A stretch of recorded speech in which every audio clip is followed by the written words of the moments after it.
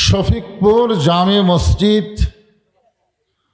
মধ্যপাড়া প্রাঙ্গণে আজকের এই ইসলামী জলসায় আল্লাহ তাআলা যেনাকে সম্মানিত সভাপতির আসনে কবুল করেছেন। সারা রাত কোন দিক দিয়ে যায় বোঝা যায় না। সেই কোরআন ধরলে অসুবিধা কি?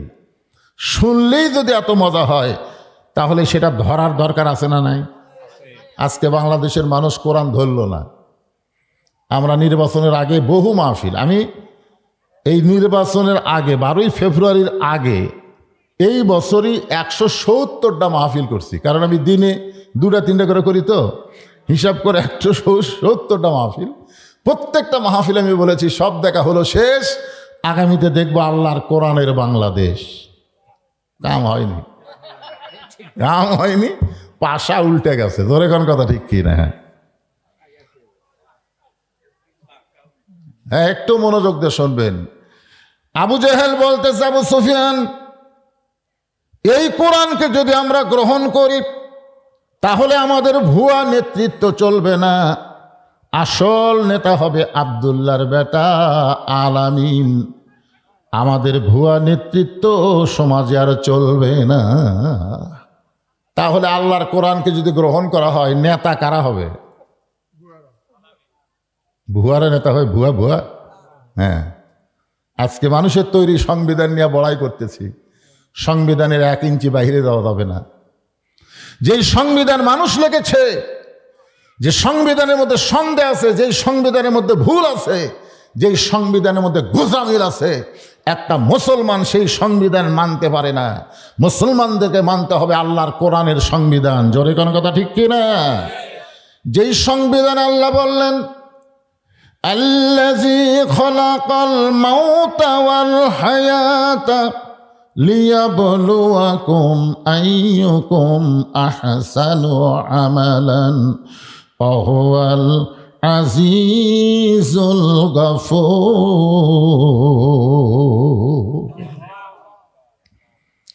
এখানে আল্লাহ বলতেছেন খলাকাল মাউতা ওয়াল হায়াতা, মৃত্যু এবং হায়াতকে সৃষ্টি করছেন কে? আচ্ছা, এখানে যদি আল্লাহ বলতেন আল্লাযী খলাকাল হায়াতা ওয়াল মাউতা, হায়াত এবং মৌত আল্লাহ সৃষ্টি করছেন, তো আল্লাহ হায়াত মৌত না বলে মৃত্যু হায়াত বললেন কেন?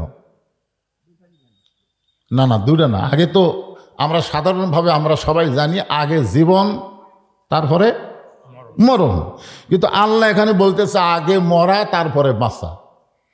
আপনাদের কি মনে হয় আল্লাহ কি ভুল কইছে? ঠিকই কইছে না? আচ্ছা, এরকম কৌশল করে আল্লাহর বলার পিছনে একটা কারণ আছে। আপনারা এখানে যত লোক আইছেন, আপনাদের মধ্যে এমন কোনো লোক কি এখানে আছেন যে দাঁড়িয়ে বলতে পারে হুজুর আমার বাড়ি সবচাইতে নিকটে, আমি বাড়িতে যাবার পারবই? এরকম একটা লোক আছেন? তাহলে এত নিকট আপনার বাড়ি, আর সেই বাড়িতে যাবার গ্যারান্টি আপনি দিবার পারতেছেন না, সেইটুকু শক্তি আপনার মনের মধ্যে নাই, তাহলে এত মশান মারতেছেন কেন? মশান মারা বোঝেন না? নিচের দিকে তাকায় না, সবসময় খালি কি দেখতেছেন ভাই? বলে 6 তালার ভিত দিছি হুজুর, 4 তালা হসে রড বাইর করে থুসি, দোয়া করবেন আর 2 তালা যেন কমপ্লিট করবার পারি।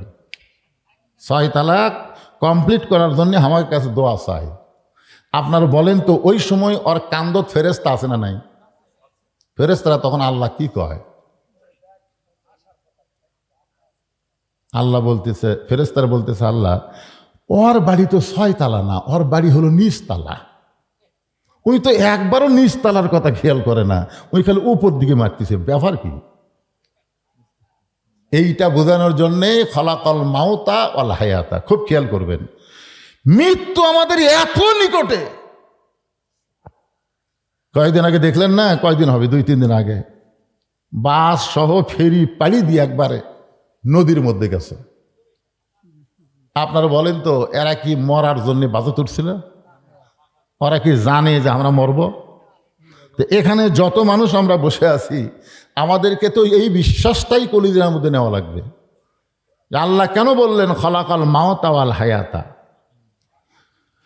এই কথা বলার পর আল্লাহ বললেন লিয়াবলুয়াকুম আইয়ুকুম আইয়ুকুম আহসানু আমালা, তোমাদেরকে পরীক্ষা করা হবে সুন্দর আমল।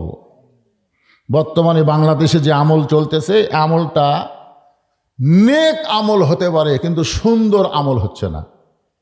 নেক আমল মানে বাপে নামাজ পড়ে, বেটা নামাজ পড়ে না, বাপ নেক আমল করছে কিন্তু সুন্দর আমল হয় নাই। সুন্দর আমল হচ্ছে ওই বাড়ির বাপও পড়বে, বেটাও পড়বে, দাদাও পড়বে, নাতিও পড়বে, স্বামীও পড়বে, বউও পড়বে, মানে সমস্ত নামাজিদের এক পাতিলে খানা পাক হবে। বেনামাজির ভাত নামাজির পাতিলে পাক হবে না। সুন্দর আমলটা বুঝতে হবে। এখানে আল্লাহ বললেন আহসানু আমালা, সুন্দর আমলের পরীক্ষা হবে। এখন আপনাদের কাছে আমি ধারাফাতের মতো জানতে চাই, সুন্দর আমল যদি আমরা করতে চাই তাহলে সুন্দর একটা পরিবেশের দরকার আছে না নাই? এটা কথা বলবেন, সবাই বলবেন। সুন্দর একটা পরিবেশ যদি আমরা তৈরি করতে চাই তাহলে সুন্দর একটা সমাজের দরকার আছে না নাই? সুন্দর একটা সমাজ যদি আমরা তৈরি করতে চাই তাহলে সুন্দর একটা রাষ্ট্রের দরকার আছে না নাই? সুন্দর একটা রাষ্ট্র যদি গঠন করতে চাই তাহলে সুন্দর একটা সংবিধানের দরকার আছে না নাই? ও, এখন চিন্তা করেন, সুন্দর আমল করবার গেলে সব পরিবেশে হবে না। আপনাদের মসজিদ দেখে তো কলজা ভরে গেল, অজুখানায় অজু করলাম, এত সুন্দর মসজিদ, কিন্তু আপনার বাড়ি থেকে মসজিদ 200 গজ দূরে।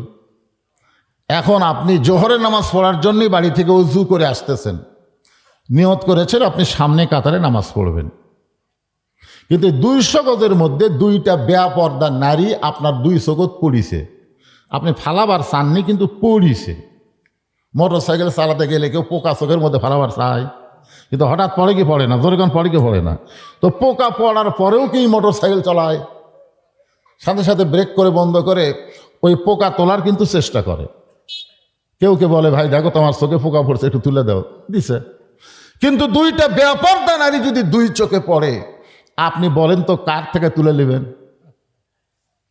একজনকে বলতেছেন ভাই রে অমুকের বউ আমার 2 চোখত পড়িছে, একটু তুলে দিত।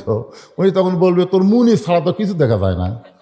আমি তো দেখতে পারি ভাই, কারণ এইখানে পড়ে ওটার এই জায়গার মধ্যে নাই, এই জায়গাতে একটা মেমোরি আছে, এই মেমোরির মধ্যে সেট হয়ে গেছে।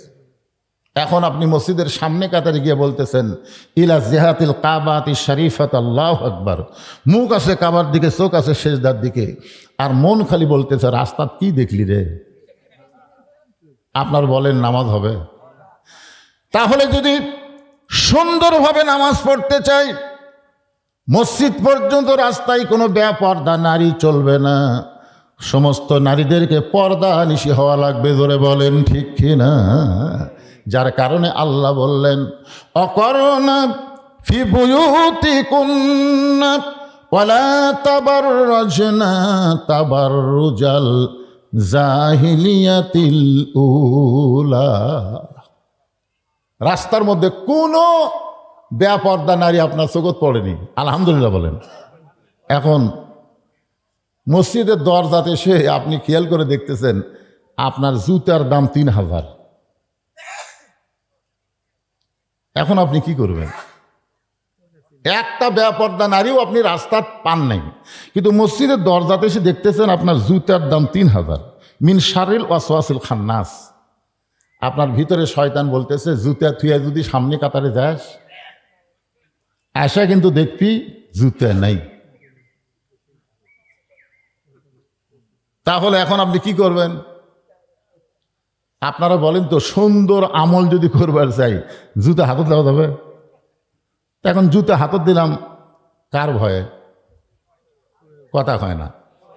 আপনি মসজিদে ঢোকার সময় ডান পায়ে ঢুকলেন, দোয়াও বললেন আল্লাহুম্মা আফতাহ লি আবওয়াবা রাহমাতিক। তুই কান্দের ফেরেশতা বলতেছে আল্লাহ তোমার বান্দা যে সুন্দরভাবে মসজিদের মধ্যে ঢুকলো, দোয়াও বললো, আমরা লিখবো কি? আল্লাহ বলে লেখিস না। তো বলে কেন? বলে যার অন্তরে চোরের ভয়, আল্লাহর ভয়, তার কোনোদিন নামাজ কবুলই হয় না। শুধুমাত্র একজনের ভয় করা লাগবে। আপনার বলেন তো তিনি কে? এই কারণে আল্লাহ মুসলমানদেরকে লক্ষ্য করে বললেন ইয়া আইয়ুহাল্লাযীনা আমানুস্তাঈনু বিস-সাবরি ওয়াস-সালাহ ইন্নাল্লাহা মা'আস-সাবিরিন।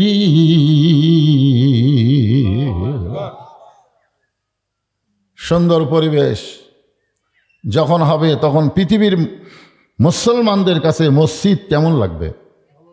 কথা কয় না, ভালো না খারাপ? আপনি প্রতিদিন নিয়ত করছেন আকামত যখন দিবে তখন আমি ঢুকবো, আকামতের আগে ঢুকবেন না। আপনি কি কোন চালাক নাকি? এখন কয়টা বাজে? 2 মিনিট আছে, তাড়াতাড়ি দৌড়াদৌড়ি করে এসে মসজিদের মধ্যে ঢুকলেন। আপনারা বলেন তো, মসজিদের মধ্যে ঢোকার পরেই যদি আপনি নামাজের নিয়ত করেন, কোনো ব্যক্তি সাইকেল চালাইতে চালাইতে হঠাৎ যদি দেখেন পেডেল বন্ধ করে দেয়, আপনারা বলেন সাইকেল কি দাঁড়ায় থাকে না যায়? দাঁড়া থাকে?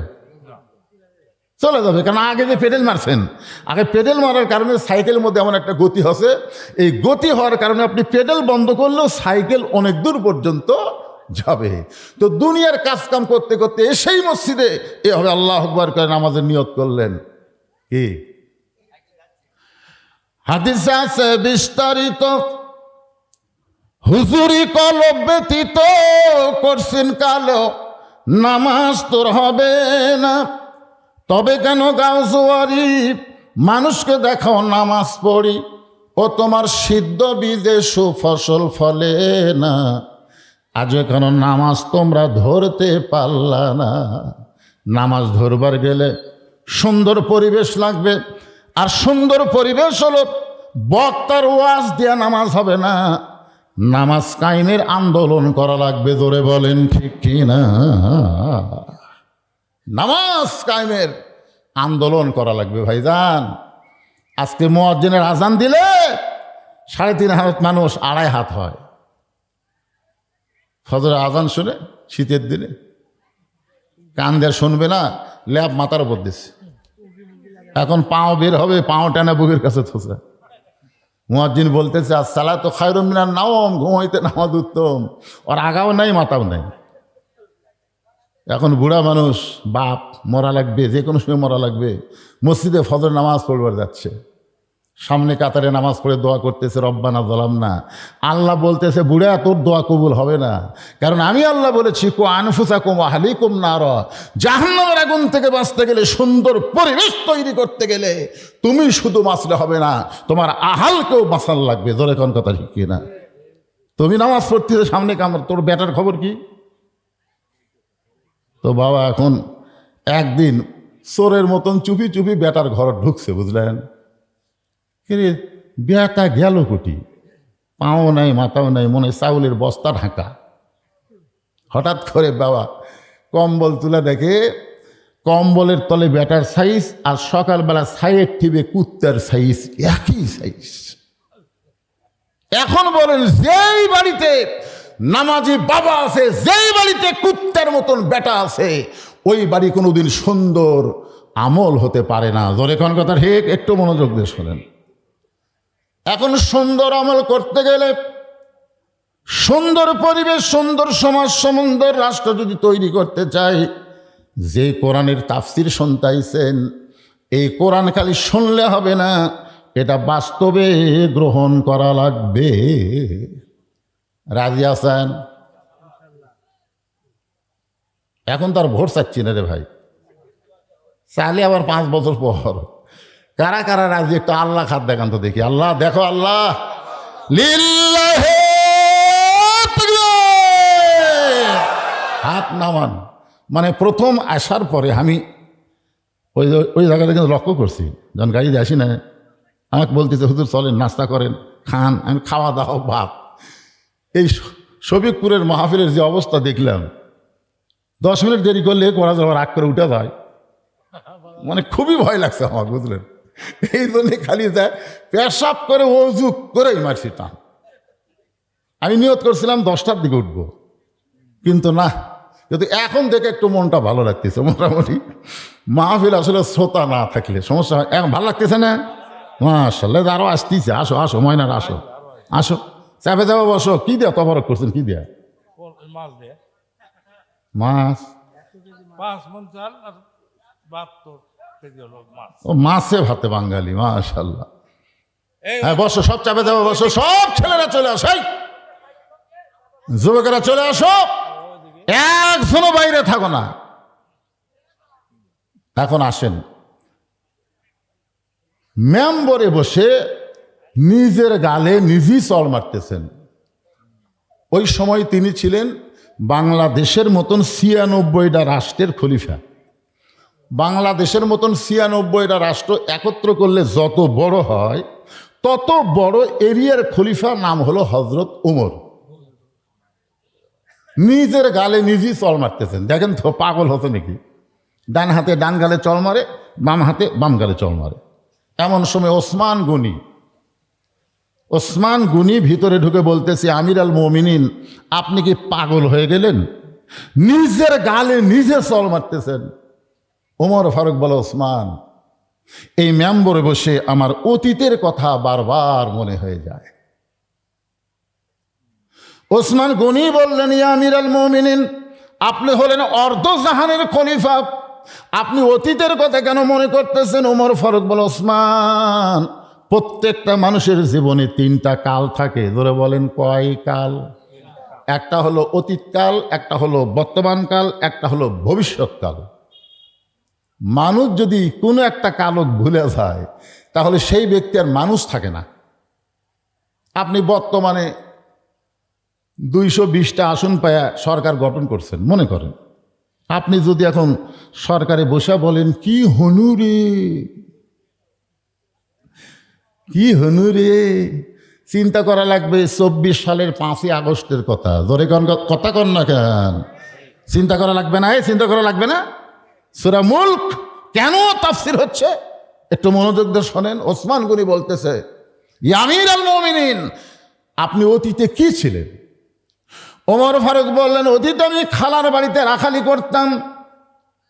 আমার কাজই হলো খালার ছাগল চড়ানো। সন্ধ্যার সময় ছাগলগুলো যখন ফেরত আনতাম, আমার খালা আমার কান ধরে বলতো, ওমর, কয়টা ছাগল নিয়ে গেলে, কয়টা ফেরত আনলে? আমি ছাগলের পাল গুনা দেখি 4-5টা কম।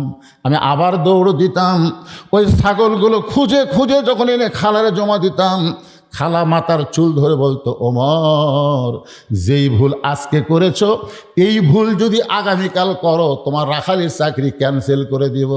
আমি খালার পা ধরে বলতাম, খালা, আমার রাখালির চাকরি ক্যান্সেল করে দিলে আমি থাকবো কোথায়, খাবো কি?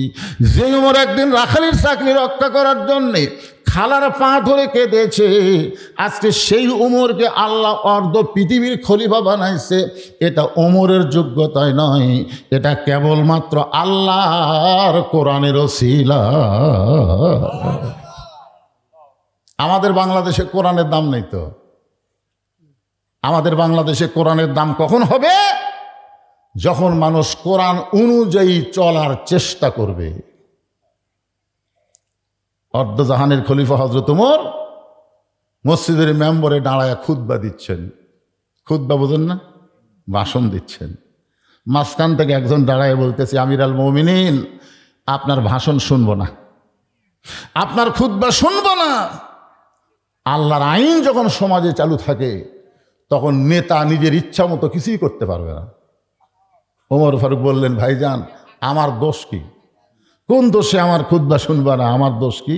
বলে, আপনার দোষ হলো আমাদেরকে খাটো পাঞ্জাবি দিয়ে আপনি লম্বা জুব্বা পরছেন। আপনি লম্বা জুব্বা পরবেন, আমাদেরকে খাটো দিবেন। আপনি লম্বা জুব্বা কোথায় পেলেন? আগে তার কৈফিয়ত দিয়ে তারপরে খুতবা দেন। আমাদের কোনো মেম্বার চেয়ারম্যান কেউ যদি কিছু কয়, চকিদারি তক পিঠে ফেলে দিবি। জোরে কোন কথা, ঠিক কিনা কে রে? আর বাংলাদেশের মতন 96টা দেশের খলিফা, তার পাঞ্জাবি লম্বা, লোকমা দিস। আল্লাহর ভয় ওমর ফারুকের চোখ দিয়ে দর দর করে পানি পড়তেছে। এমন সময় 30 পারা কোরআনের হাফেজ, 6 লক্ষ হাদিসের হাফেজ আব্দুল্লাহ ইবনে ওমর, ওমর ফারুকের সন্তান, বাবার পাশে দাঁড়ায় বলতেছে, রে নবীর সাহাবীরা, তোমরা খাটো পাঞ্জাবি হলেও তো নতুন কাপড় পরে নামাজ পড়তে আইছো, কিন্তু আমার দিকে তাকায় দেখো, আমার পরনে নতুন কোনো কাপড় নাই। ওসমান গনি দাঁড়িয়ে বললেন, আব্দুল্লাহ, সবাই নতুন কাপড় পরেছে জুমার দিনে, তুমি পুরাতন কাপড় পরলে কেন? ওমর ফারুক যখন মদিনার খলিফা ছিলেন, ওই সময় অর্থমন্ত্রী ছিলেন ওসমান গনি। জোরে খান সুবহানাল্লাহ। ওমর ফারুক যখন মদিনার খলিফা ছিলেন, ওই সময় শিক্ষামন্ত্রী হলেন হজরত আলী। এবারে মন্ত্রী দুটার নাম শুনে কিছুই মনে হচ্ছে না। অর্থমন্ত্রীর নাম কি? ওসমান গনি। আর শিক্ষামন্ত্রী হলেন হজরত আলী। আমাদের বাংলাদেশের অর্থমন্ত্রীর নাম কি? না, ওই যে চিটাগাংয়ের ওর নাম আমির হোসেন মোহাম্মদ। হ্যাঁ। অর্থ নাই তো, ইউনুস সব লিয়ে গেছে। আর যে বিদ্যুৎ আর যে তেল মন্ত্রী একটা বাড়াছে, বুঝলেন? আরো হায় হায় রে, গতকাল ওয়াজ করে আমার এই সারা রাত খালি তেলই খোতা লাগিয়েছে, বুঝলেন? আমার গাড়ি বা তেলের গাড়ি, যে পাম্পতি যাই নাই। মানে ওয়াজ তখন যা ধরছি তখন তো আমি তেল দিয়ে গাড়ি চলাই, গ্যাস ট্যাস করিনি, বুঝলেন? তেলের যে সমস্যা হলো, খালি তেলের সমস্যা না, আগামীতে আরো বহু সমস্যা আসবে যদি কোরআনকে মাইনাস করা হয়। কথা কোন ঠিক কিনা? কথা বলেন। আল্লাহ সব সমস্যার সমাধান করে দিবে। একটা স্লোগানও আছে, সব সমস্যার সমাধান। বিশ্বাস করতেছেন না, সেই জন্য সবাই বলতেছেন না। আগে আয়াতটা আমি পড়ি, তারপরে দিকে স্লোগান দেন কি দেন না। অনুনাজ্জিলু মিনাল কুরআনি মা হুয়া শিফাউ ওয়া রাহমাতুল লিল মুমিনিন। এর বাংলা হচ্ছে সব সমস্যার সমাধান। আপনার বলবেন দিতে পারে আল কোরআন। যদি না বলেন তাহলে এই আয়াতের বিরুদ্ধে যাবেন, বলা লাগবে। জবান দিছে কে? সব সমস্যার সমাধান আল কোরআনের আলো। কোরআন হাদিস যেখানে, দুনিয়ার মুসলমান লিল্লাহে তাকবীর। আমরা কত ক্ষেত্রে দলাদলি করব না, একটা হলো কোরআন আর একটা হলো নামাজ। আপনারা বলেন তো, কোনোদিন দেখছেন যে আওয়ামী লীগ, বিএনপি, জামাতে ইসলাম কাতার সোজা করতে গন্ডগোল করছে? কোনদিন দেখছেন? আমি নিজের চোখে দেখা। মসজিদের মধ্যে 3 জন মুসল্লি, বুঝলেন? ওরা 3 জনে খালি ঘড়ি দেখতেছে, ইমাম নাই। তাই এখন জানলা দিয়ে দেখি ওরা 3 জন খালি ঘড়ি দেখতেছে, নামাজের সময় হয়ে গেছে, ইমাম নেই। তা আমি ঢুকলি তো আমার দিবি। আমি চিন্তা করতেছি আজকে আমি ঢুকবো না, দেখি এরা কি করে। আমি দরদারে ফাঁকে এসে লুকে আছি। টাইম যখন 1 মিনিট চলে গেল, তখন আওয়ামী লীগ, বিএনপি, জামাত এরাই 3 জন, বুঝছেন? তখন বলতেছে, ভাই রে, নামাজের টাইম হয়ে গেল, হুজুর একটা এলো না, এখন সামনে কে যায়? তো জামাত ইসলাম বলতেছে, ভাই, তখন আওয়ামী লীগ ক্ষমতাতে ছিল, হচ্ছে আপনি যান। আওয়ামী লীগের লোক বলতেছে, আমি খালি নামাজ পড়ি রে, আমি তো পড়াবার পারি না। তো বিএনপিকে বলতেছে, ভাই তাহলে আপনি যান, আমি খুব বেশি পারলে আকামত পারি রে। কিন্তু তখন বলতেছে, তাহলে কে যাবে? জামাত ইসলামী গেছে। জামাত ইসলামী সামনে গেছে, জামাতের পিছনে নামাজ পড়ে জামাত এখন বলতেছে, ভাই যান, আপনারা স্বাধীনতার স্থপতি, স্বাধীনতার ঘোষক, আমি কিন্তু রাজাকার। তখন 3 জনে এক বাক্যে বলতেছে, আল্লাহর ঘরের মধ্যে কোনো দল নাই রে, সব দল আমরা এক কাতার। ধরে কোন কথা ঠিক কিনা? তাহলে মসজিদের মধ্যে যদি কোনো দল না থাকে, সব দল যদি এক কাতার হয়, কোরআনের মাহফিলেও কোনো দল থাকবে না, সবাই আমরা এক দল হব। ধরে কোন কথা ঠিক কিনা? যতক্ষণ ওয়াজ হবে, কয় দল? এদের স্লোগান টোলগান দিতে আবার চিন্তা ভাবনা করেন না যে হুজুর আবার কোন দল। আমরা সবাই এক দল। একটু মনোযোগ দিয়ে শুনতে হবে। আব্দুল্লাহ ইবনে ওমর 30 পারা কোরআনের হাফেজ, 6 লক্ষ হাদিসের হাফেজ, বলতেছে, রে নবীর সাহাবীরা, তোমরা খাটো পাঞ্জাবি হলেও তো নতুন পোশাক পরেছ, কিন্তু আমার পরে নতুন কোনো কাফন নাই। ওসমান গনি বলতেছে, আব্দুল্লাহ, জুমার দিনে সবাই নতুন পোশাক পরে, তুমি পুরাতন কাপড় পরলে কেন? আব্দুল্লাহ বলতেছে, আমি যদি আজকে নতুন কাপড় পরতাম, তাহলে আমার বাবার জুব্বা লম্বা হতো না। তোমরা তো জানো না, আমার বাবা যেদিন থেকে খেলাফতের দায়িত্ব পাইছে, সেদিন থেকে আমি আব্দুল্লাহ দেখেছি আমার বাবার চাইতে নরম কোনো মানুষ নাই। এই কোরআন থেকে যারা দায়িত্ব পায়, দায়িত্ব পাওয়ার আগে গরম থাকলেও দায়িত্ব পাওয়ার পরে কিন্তু আর গরম থাকে না। আপনারা কি বুঝতেছেন? হযরত উমর যখন সাহাবী ছিল, হযরত উমর যখন সাহাবী ছিল, একদিনকার ঘটনা কি জানেন? আল্লাহ রাসূল রাস্তা দিয়ে যাচ্ছেন, যাওয়ার সময় দেখে শয়তান খুব জোরে জোরে দৌড়াচ্ছেন।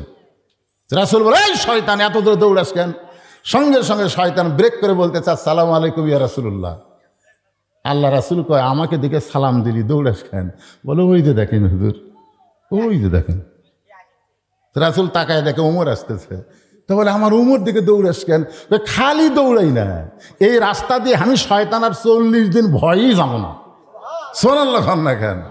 যে উমর সাহাবী থাকা অবস্থায় উমর ফারুক রাস্তা দিয়ে গেলে শয়তান 40 দিন যায় না, সেই উমর যখন মদিনার খলিফা হলো, আব্দুল্লাহ বলতেছে, আমার বাবার চাইতে নরম কোনো মানুষ আমি দেখিনি।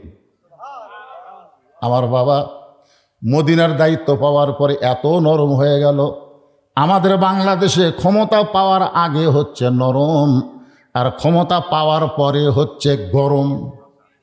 মানুষের তৈরি আইন যতদিন চলবে, ক্ষমতা পাওয়ার আগে কি নরম, খালি নরম।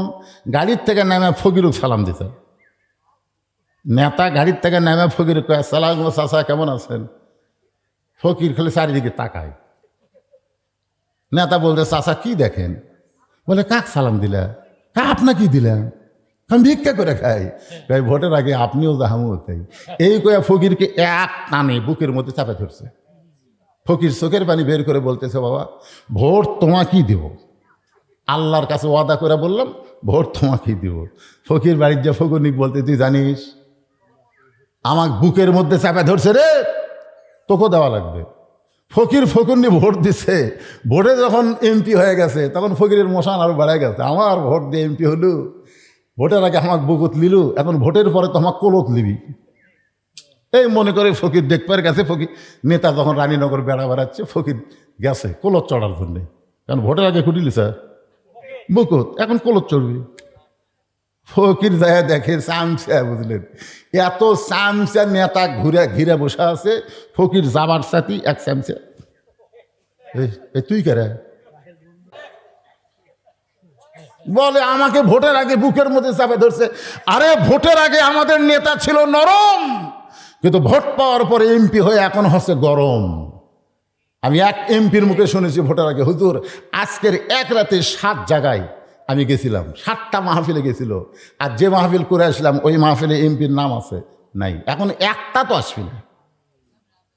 আগে 7টা পর্যন্ত ঘুরিছে। জোরে কথা কর না কেন ভাইজান? ওমর ফারুক কেমন নরম ছিলেন। আব্দুল্লাহ ইবনে ওমর বলতেছেন, আমার বাবা এমন নরম হয়ে গেল রাতের অন্ধকারে। রাতের অন্ধকারে কে কেমন আছে এটা দেখার জন্য চোরের মতন চুপি চুপি ঘুরে বেড়াইতেন। সাথে কোনো র্যাব নাই, পুলিশ নাই, চোরের মতন ঘুরতে ঘুরতে হঠাৎ হযরত ওমর দেখতে পায় একটা তাঁবুর মধ্যে 2টা বাচ্চা কাঁদতেছে। তাঁবুর মধ্যে 2টা বাচ্চা কাঁদতেছে, আর মা খালি বলতেছে, সিদ্ধ হলেই তোমাদের খাবার দিব, গোস্ত সিদ্ধ হলেই তোমাদের খাবার দেব। ওমর ফারুক চমকে গেলেন, এত রাত হয়ে গেছে এখন পর্যন্ত গোস্ত সিদ্ধ হয় না।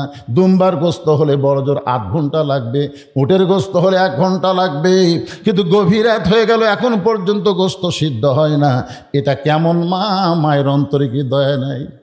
অর্ধজাহানের খলিফা হযরত ওমর তাঁবুর নিকটে গিয়ে বললেন, মা তোমার 2টা সন্তান ক্ষুধার জ্বালায় কান্দে, আর তোমার এখনো পর্যন্ত গোস্ত সিদ্ধ হয় না, তোমার অন্তরে কি একটু দয়া মায়া নাই? মেয়েটা বলে, পথিক আমার বাড়ি হলো ইয়ামিন দেশে। আমি শুনতে পাইলাম মদিনার খলিফা হযরত ওমর অত্যন্ত ভালো মানুষ। আমার 2টা এতিম বাচ্চারে নিয়ে মদিনায় উমরের কাছে আইছিলাম, কিন্তু বিকালবেলা এত মানুষের ভিড়, আমি ভিড় ঠেলে আমি মহিলা মানুষ এতিমদের নিয়ে আমার ওমরের কাছে কেমনে যাই? যাইতে পারে নাই পথিক। রাতের অন্ধকারে তাঁবু টাঙ্গাইয়া আমার দুইটা বাচ্চাকে কোলের মধ্যে নিয়ে আর একটা শুধু পাড়ি দেওয়ার চাই, কিন্তু আমার দুইটা বাচ্চার পেটে এত বেশি ক্ষুধা লাগছে, ওরা ক্ষুধার যন্ত্রণায় যখন কান্না শুরু করে দিয়েছে, আমি শুধুমাত্র সান্ত্বনা দেওয়ার জন্যে পাতিলে পাতরার পানি দিয়ে নিচে আগুন জ্বালায় বলতেছে, বাবা গোস্ত সিদ্ধ হলেই তোমাদের খাবার দেব। আমি মনে করেছি এই সান্ত্বনার কথা শুনতে শুনতে আমার বাচ্চা দুইটা ঘুমায় যাবে, আর রাতটা যখন পাড়ি যাবে সকালবেলা উমরের দরবারে যাব। কিন্তু আমার দুইটা বাচ্চার পেটে এত বেশি খিদা লাগছে, ওরা তো আর ঘুম পাড়তেছে না। আমার মনে হয় আজকে রাত পর্যন্ত আমার বাচ্চা দুইটার বাঁচবে না। সঙ্গে সঙ্গে হযরত ওমর বললেন, মা তুমি একটু ধৈর্য ধরো, মা তুমি একটু ধৈর্য ধরো, তুমি আর পাথর পানি সিদ্ধ না করে তোমার বাচ্চাকে সান্ত্বনা দাও। এই কথা বলে অর্ধজাহানের খলিফা আল্লাহর ভয়ে এক দৌড়ে বাইতুল মালের দরজায় গিয়ে বলে, আসলাম বড় একটা খাবার বস্তা আমার মাথায় উঠাইয়া দে। আসলাম বলতেছে, আমির আল মুমিনিন, আমি হলাম চাকর, বস্তা কোথায় নেওয়া লাগবে হুকুম দেন, আমি মাথায় করে পৌঁছায় দিব। ওমর ফারুক বলে, আসলাম রে, একজনের পাপের বোঝা আর একজন মাথায় নেবে না, দিয়ে আমার মাথায় উঠায় দে। চাকর আসলাম ও উলিল আমরি মিনকুমকে মানতে গিয়া বস্তা যখন মাথায় তুলে দেয়, ওমর ফারুক এক দৌড়ে ওই তাঁবুর নিকট এসে বললেন, মা তোমার সন্তান দুইটা কি এখনো জীবিত আছে? মহিলা বলতেছে, এখন পর্যন্ত জীবিত আছে। তাহলে রুটি আর হালুয়া তৈরি করো। মহিলা রুটি আর হালুয়া তৈরি করে ওমর ফারুকের হাতে যখন দেয়, ওমর ফারুক দুইটি এতিম বাচ্চাকে দুই কোলের ওপরে বসায়া রুটি হালুয়া ছিঁড়ে যখন মুখের মধ্যে দেয়, ওমরের চোখ দিয়ে দর দর করে পানি পড়তেছে। দুইটা বাচ্চা পানি মুছে দিয়ে বলে, কে গো আপনি? এই গভীর রাত্রে বাবার দরদ দিয়ে আমাদের রুটি হালুয়া খাওয়াচ্ছেন, আবার এমন করে কেন পাগলের মতন কাঁদতেছেন? ওমর ফারুক বলে, আল্লাহ এ অধমকে জাহান্নামের আগুন থেকে বাঁচায় দাও। মহিলা বলতেছে, ভালো মানুষের গল্প শুনেছি, কিন্তু মানুষ এমন ভালো হয় জীবনে কোনোদিন দেখি নাই। ওমরকে মদিনার খলিফা না বানাইয়া আল্লাহ যদি আপনাকে মদিনার খলিফা বানাইতো, এই মদিনা আল্লাহর জান্নাত হয়ে যেত। আব্দুল্লাহ বলতে, সাহাবীরা তোমরা তো জানো না, যেদিন থেকে আমার বাবা মদিনার খলিফার দায়িত্ব পাইছে, সেদিন থেকে আমার বাবা এত নরম, জোরে কোন সুবহানাল্লাহ। গভীর রাত্রে আমার দরজাত গিয়ে ডাকতেছে, আব্দুল্লাহ, আব্দুল্লাহ রে। আমি দরজা খুলে তাকায় দেখি বাবার হাতে একটা পাঞ্জাবি। আমি খুশি হয়ে গেলাম, বাবা নেতার বেটা হওয়ার মধ্যে লাভ আছে? লাভ নাই। নেতা জেঠি যায়, নেতার বেটিও সাথে যায়, জোরে কোন কথা ঠিক কিনা? বউ যায়, নেতার লাভ নাই। আমার এলাকার এমপির শালার কাছে যাওয়া পারবে, এমপির শালা হলেও লাভ আছে। কি সব নেতা আবার আছে, আর 14 গোষ্ঠী পর্যন্ত মশান বেড়ে গেছে। আব্দুল্লাহ বলতেছে, বাবা নেতার বেটা হওয়ার মধ্যে লাভ আছে। বাইতুল মাল থেকে আমার একটা পাঞ্জাবি দিছে, আপনি গভীর রাত্রে আর একটা দিবে রাখছেন। সাথে সাথে ওমর ফারুক আল্লাহর কোরআন থেকে তেলাওয়াত করলেন, ইন্নাল্লাহা ইয়ামুরুকুম আন তুআদ্দুল আমানাতি ইলা আহলিহা ওয়া ইযা হাকামতুম বাইনান নাস আন তাহকুমু বিল আদল। যেরকম আল্লাহু আকবার। আব্দুল্লাহ কি বলতেছিস? তুই একটা পাঞ্জাবি পাইছিস, আমি তোরা আর একটা দিবে রাইছি? আরে পাগল, এটা আমার ভাগে পড়ছে। এত ছোট পাঞ্জাবি পরে আগামীকাল খুতবা কেমনে দেই? এই জন্য তোর কাছে গভীর রাত্রে আইছি, তোর কাপড়টা আমাকে দান কর। কারণ মুসল্লির দিকে কেউ তাকায় না, সবাই তাকায় ইমামের দিকে। তোর কোন কথা ঠিক না? তোর পাঞ্জাবি খাটো হলে পুরানো হলে অসুবিধা কি, কিন্তু আমার তো একটু বড় লাগবে বাসান। আব্দুল্লাহ বলে, গভীর রাত্রে আমার কাপড়ের অংশ যখন বাবাকে দান করে দিলাম, বাবার পিছনে পিছনে আমি রওনা দিয়ে দেখি ঘরের মধ্যে ঢুকেই তার কাপড় আমার কাপড় একত্র করে বাবা লম্বা জুব্বা বানায় খুতবা দেয়। এখন তোমরাই বলো, আমার বাবার খুতবা শোনা যায় কি না যায়? সমস্ত সাহাবীরা চিল্লায় বলতেছে, আল্লাযী খালাকাল মাউতা ওয়াল হায়াতা লিয়াবলুয়াকুম আইয়ুকুম আহসানু আমালা। আল্লাহর কোরআন দিয়ে যখন রাষ্ট্র চলবে, এমন সুন্দর আমলের নেতা মুসলমানেরা দেখতে পাবে। এই কোরআন যখন চলবে, আমাদের যুবকগুলো কেমন সুন্দর হবে, মুরব্বীগুলো কেমন হবে, এমনকি যে পর্দার অন্তরালে মা বোনেরা আছে না নাই, এরা কেমন হবে, কি রকম ভালো। আজকে আমি গ্রামের মধ্যে গিয়া দেখি এক লোক ফেরুওয়ালা যাচ্ছে আর বলতে চুল চুল। আমি চিন্তা করলাম কে রে, চুল চুল কি? তো খুব জোরে আর সামনে যা বললাম, ভাই কিসের চুল? হুজুর আপনি জানেন না, এই মেয়েরা চুল বেছে। তুই চুল কিনিস মানে কি রকম দাম? কমপক্ষে 12,000 টাকা কেজি। 1 কেজি চুলের দাম 12,000। আপনারা এখন হিসাব করে বলেন তো, আপনাদের কারো বউ যদি মাথার চুল বেচা খায়, তাহলে আগে জাহান্নামে কে যাবে, বউ না স্বামী? কথা কন না কেন? সুন্দর আমলের কথা শুনবেন না? সুন্দর আমল, মাথার চুল বেঁচে খাচ্ছে। মাথার চুল শুধুমাত্র একজন ব্যক্তি নাড়িয়া চেড়ায় দেখতে পারবে।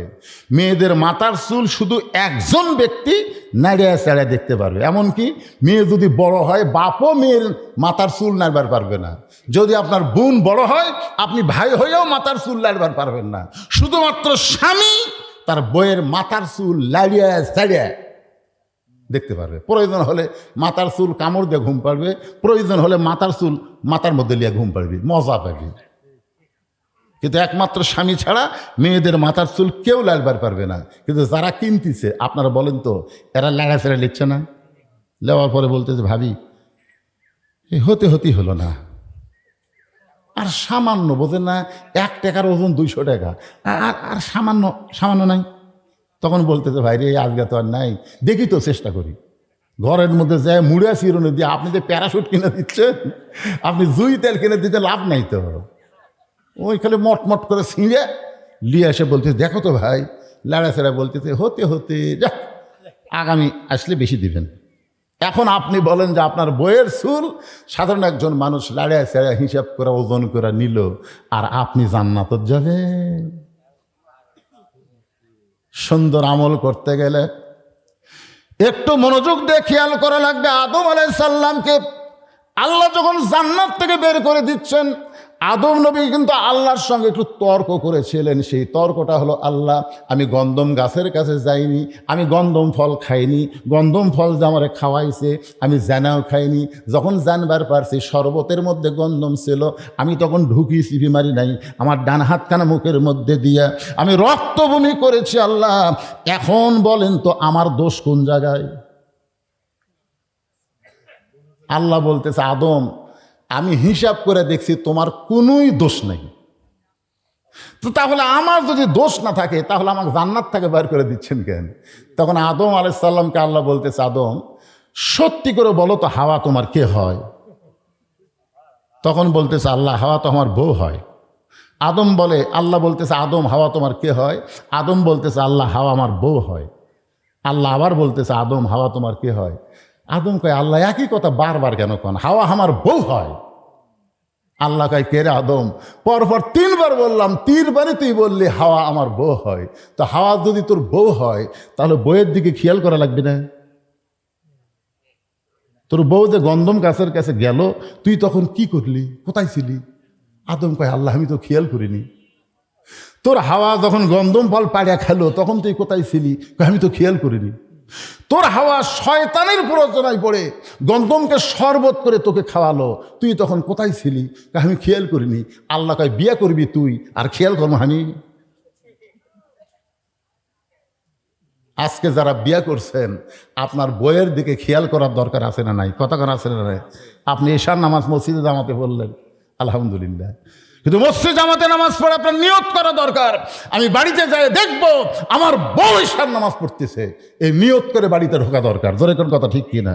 কিন্তু বাড়ি ঢুকে দেখতেছেন আপনার উত্তর ঘর থেকে হিন্দুদের পূজার বাদ্য হরি হরি হরি হরি। কেরে আমি মুসলমান, আমার বাড়িতে হিন্দু করে পূজার বাদ্য কেন বাজতেছে?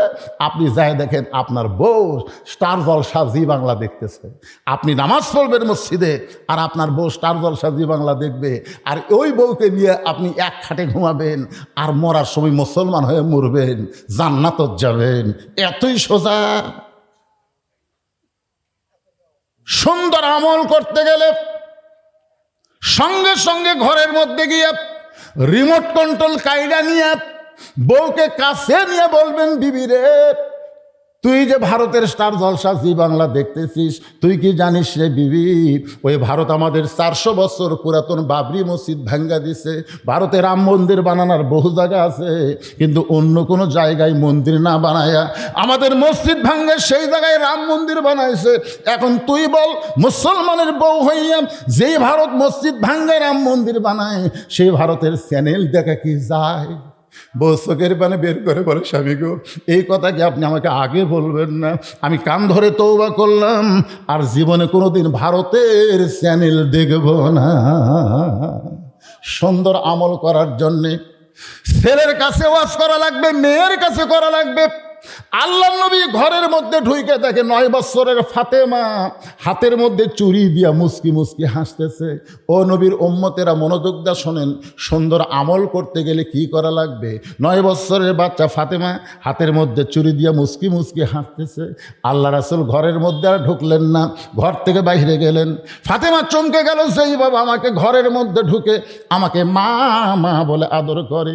নবীর 4টা মেয়ের মধ্যে নবী সবসময় বলতো, 3টা আমার মেয়ে আর একটা হলো আমার মা। জোরে কান সুবহানাল্লাহ। নবী সাহাবীদের মধ্যে একদিন বলতে হঠাৎ, হাসান হোসেন 2 ভাই 2 কোলত বসে আছে, বুঝলেন? 2 কোলে বসে আছে কে? হাসান হোসাইন। আর এমন সময় নবী গল্প শুরু করছে, এই সাহাবীরা, আল্লাহ আমাকে 3টা মেয়ে দিছে, তোমরা জানো? সাহাবীরা জিব্বাত কামড় খাচ্ছে। কোরআন শরীফে আল্লাহ বলেছে, নবী যখন কথা বলবে, নবীর মুখের আগে কোনো কথা বলা যাবে না। নবী যখন চলবে, নবীর সামনেও চলা যাবে না। তো যেই বলতেছে আল্লাহ আমাকে 3টা মেয়ে দিছে, সাহাবীরা জিব্বাত কামড় খাচ্ছে, কারণ সবাই জানে মেয়ে হলো 4টে। নবী বলতেছে, আমার বড় মেয়ের নাম হলো জয়নাব, আমার মেজো মেয়ের নাম হলো রোকেয়া, আমার ছোট মেয়ের নাম হলো কুলসুমা। রে সাহাবীরা, আল্লাহ আমাকে 3টা মেয়ে দান করেছে। আমার বড় মেয়ের নাম হলো জয়নাব, আমার মেজো মেয়ের নাম হলো রোকেয়া, আমার ছোট মেয়ের নাম হলো কুলসুমা।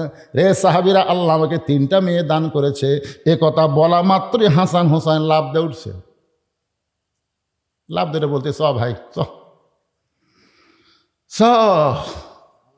থাকা যাবে না রে। আমার মাও গরিব দেখে মেয়ে কথা বলাই ভুলে গেছে। আমার মাও যে আর একটা মেয়ে এখন পর্যন্ত মুখ দিয়ে উচ্চারণ করতেছে না। গরিবের কোনো দাম নাই ভাই, সহজ ভাই। হাসান হোসেন যখনই 2 ভাই রওনা দিবার চায়, এমন সময় আল্লাহ নবী এক টানে 2 জনকে বুকের মধ্যে নিয়ে 2 জনের ঠোঁটে কপালে চুমা দিয়ে বলে, হাসান হোসেন রে, তোদের মা আমারও মা। কলিজার টুকরা ফাতেমাকে নবী সব সময় মা মা বলে ডাকতেন, এত আদর করতেন। আর সেই নবী ঘরের মধ্যে পা দিয়ে ঘর থেকে বাইরে আসলেন। ফাতেমা চমকে গেল যে আমার বাবা ঘরের মধ্যে ঢুকেই কেন ঘরের মধ্যে আর ঢুকলেন না। তাকায় দেখে বারান্দায় নবীর চোখ দিয়ে দর দর করে পানি পড়তেছে। ফাতেমা হাঁটু গেড়ে বসে বললেন, বাবা আজকে কি দুঃখ আপনার মনে, এমন করে আপনি কেন কাঁদতেছেন? রাসূল বলে, ফাতেমা, যে দুনিয়াতে সাজবে মা, আল্লাহ তার আখিরাতের শ্বাস কমায়া দিবে। শুধু এইটুকু কথা বলেছেন, বেশি ওয়াজ করা লাগে নাই। যে দুনিয়াতে সাজবে মা, আল্লাহ তার আখিরাতের শ্বাস কমায় দিবে। সঙ্গে সঙ্গে ফাতেমা হাতের 2টা চুড়ি খুলে মাটির ফাইলা দিলেন। নবী দৌড়া গিয়া ওই চুড়ি 2টা করে জামার পকেটের মধ্যে ঢুকাইলেন। ফাতেমা বলতেছে, বাবা, যেই চুড়ি হাতে দেওয়ার কারণে আপনি ঘরের মধ্যেই ঢুকলেন না, আর সেই চুড়ি ফাইলা দিলাম, আপনি কেন করে পকেটের মধ্যে ঢুকাইলেন? রাসূল মুস্কি হাসি দিয়ে বললেন, ফাতেমা আয় আয় আমার কাছে আয়। যেই মাত্র কাছে কাছে আল্লাহ রাসূল বললেন, ফাতেমা, একদিন তোর নাকে নাক ফুল পরানো হবে, একদিন তোর গলাত মালা পরানো হবে, একদিন তোর কানে দুল পরানো হবে, হাতে চুড়ি পরানো হবে। ফাতেমা বলতেছেন, কবে কবে? আল্লাহর নবী বললেন, যেদিন তোমার বিবাহ হবে। ও ফাতেমা, মেয়েরা কেবলমাত্র একজন ব্যক্তির জন্য সাজতে পারবে, সেই ব্যক্তি হলো তার স্বামী। স্বামী ছাড়া অন্য কোনো পুরুষের জন্য নারীরা সাজতে পারবে না। তাহলে মেয়েরা সাজবে কয়জনের জন্যে? এ জোরে কর না কেন, কথা কন, কয়জনের জন্যে? আর আমাকের গুলা পরিবেশ যদি সুন্দর করতে চান, আল্লাহ বলতেছেন লিয়াবলুয়াকুম আইয়ুকুম আহসানু আমালা, তাহলে বইয়ের দিকে খেয়াল করা লাগবে, ছেলের দিকে খেয়াল করা লাগবে, মেয়ের দিকে খেয়াল করা লাগবে, এমনকি যার সাথে আপনার মেয়ের বিয়ে দিচ্ছেন এই জামাইয়ের সাথেও দিকেও খেয়াল করা লাগবে। জোরে কোন কথা ঠিক কিনা? খেয়াল করা লাগবে না? একদিন ফাতেমা দুপুরবেলায় কাঁদতে কাঁদতে হজরত আলীর কাছে, আলী বলতেছে কে গো কান্দো কেন? বলে কান্দার কারণ হলো হাসান হোসেন না খেয়ে ঘুমাচ্ছে, ঘুমোর থেকে উঠেই খাবার চাবে, গোটা ঘর খুঁজে দেখি কোনো খাওয়া নেই, এমনকি আপনার পকেটে একটা পয়সাও নেই। আপনি বাপ তো কি বুঝবেন, বেটারা চেতন পালি আমাকে ধরবি, মা খাবার দাও, মা খাবার দাও। আলী বলতেছে তাহলে আমি কি করি? কত ধনী ধনী যুবক তোমার বাপক প্রস্তাব দিল তোমাকে বিয়ে করার জন্যে, তোমার বাপ আমার মতো এক গরিবের সাথে বিয়ে দিল, এখন তো আমার করার কিছুই নাই। ফাতেমা বলতেছে কান্দেন না, একটা কাজ আছে। এই বলে একটা ওন্না আলীর হাতে দিয়ে বললেন এইটা বিক্রি করে আজকের দিনে যে টাকা হবে সেই টাকার খাবার নিয়ে আসেন। হজরত আলী সঙ্গে সঙ্গে ফাতেমার কপালে একটা চুমা দিল যে এইরকম অভাবের মধ্যেও যে বউ স্বামীর উপর রাগ করে না, খুশি থাকে, সুবহানাল্লাহ কন্যা কেন? আমাদের ঘরেতে এই মাল আছে, সবই আনিসির ভাই, খালি পেঁয়াজের কথা খেয়াল নাই। ওরে গরম রে, আমি বললাম কে রে? তাই বলে কি এক পেঁজও নাই? ওই একসাথ চলবি তো, একসাথ চলবি তো, খালি ওয়াজ করা খান তো, পরের বাড়িতে খান, বহু কথা শুনলেন। আহা, অন্যখানা আলীর হাতে দিয়ে বললেন স্বামী গো মনে কষ্ট নেবেন না, এই অন্যটা বিক্রি করে যেই টাকা হবে সেই টাকা দিয়া আপনি খাবার নিয়ে আসবেন। লিয়াবলুয়াকুম আইয়ুকুম আহসানু আমালা। উপর দিকে তাকাচ্ছেন কেন? কি হচ্ছে? আবার বৃষ্টি হচ্ছে তো পড়ুক, আপনাদের সুযোগ কি আজকে? যেই শরীর ভিজে যাবে নিয়র আর বৃষ্টিতে, ওই শরীর আল্লাহ জাহান্নামের জন্য হারাম করে দিবে। ওয়াবো তাগু ইলাইহি ওয়াসিলা, আল্লাহ কোরআনে বলেছেন ওয়াসিলা তালাশ করো। তুমি মনে করো না তোমার নেকি দিয়া, নামাজ দিয়া, রোজা দিয়া তুমি জান্নাতত যাবে, এটা মনেই করো না। আমি আল্লাহ যে কোনো একটা ওসিলাই তোমাদেরকে জান্নাত দিয়ে দিব। আজকের মাহফিল এই জান্নাত তোর একটা ওসিলা হতে পারে। কি বলেন? পারে কি পারে না? ভাইজান যেটি পানি পড়বি ওটি বসবেন, পড়ুক। এমনও হতে পারে সারিবদ্দি সালসা এই পানি দিয়ে শরীরে পড়বে, এক বছর কোনো ডাক্তারের কাছে যাওয়া লাগবে না। আল্লাহ পারে কি পারে না? ধরে কেন? হ্যাঁ, যেটি পড়তেছি ওটি লেন, দেখি কি হয়। এটা যাতা জাগা না, যতক্ষণ থাকবেন ততক্ষণ ফেরেশতারা আপনাদের পরিবেশন করে দাঁড়িয়ে থাকবে। এটা যাতা জায়গা নয়, এটার নাম হলো রিয়াজুল জান্নাহ। হযরত আলী অন্যখানা নিয়ে বাজারের মধ্যে ঘুরতেছেন, কিন্তু পকেট থেকে বের করার সাহস পাচ্ছেন না। কারণ বের করলেই যখন খরিদ্দার জিজ্ঞাসা করবে আলী ভাই অন্য কার, তখন যদি বলি আমার বইয়ের, অবশ্যই চিন্তা করবে পুরুষ মানুষ যখন বইয়ের জিনিস বেচা খায়, এই পুরুষ হলো দুর্বল পুরুষ। আপনারা বলেন তো, পুরুষ মানুষ বইয়ের জিনিস বেচা খাওয়া ই কি সবল না দুর্বল? ভাত খাওয়ার সময় খালি বারবার স্বামী বলতেছে হতেই হচ্ছে না, হতেই হচ্ছে না। বউ কয় কি হচ্ছে না গো?